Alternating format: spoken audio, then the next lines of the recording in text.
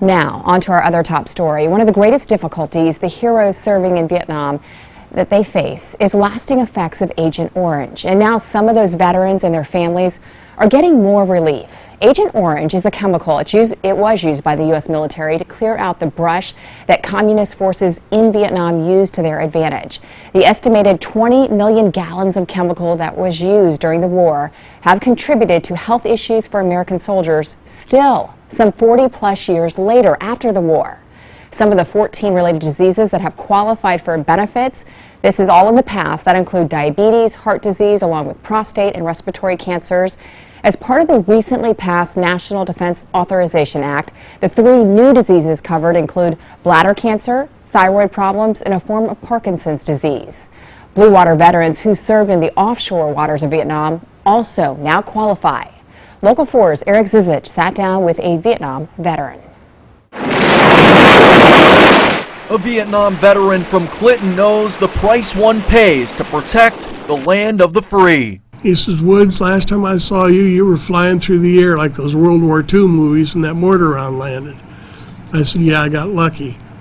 It was close enough to crack the lenses of my glasses, the concussion was. David Woods served in the Army Infantry, spending 1969 in Vietnam. His injury from the explosion required surgery, taking out his spleen, ribs, and some intestines. He says as painful as it was, the Agent Orange chemicals have even worse effects long term. Wounds and that stuff heal, but Agent Orange is still hitting us today.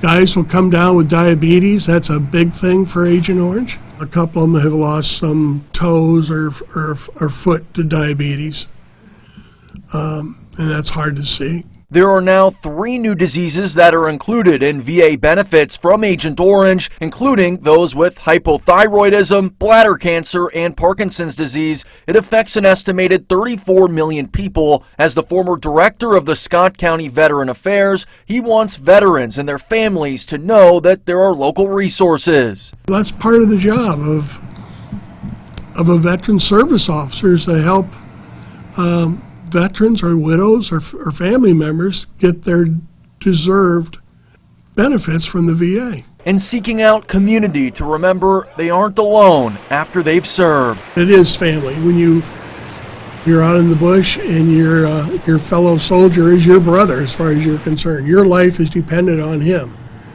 And yeah, it was great to see those guys. And we have a reunion now every year. Eric Zizich, Local 4 News.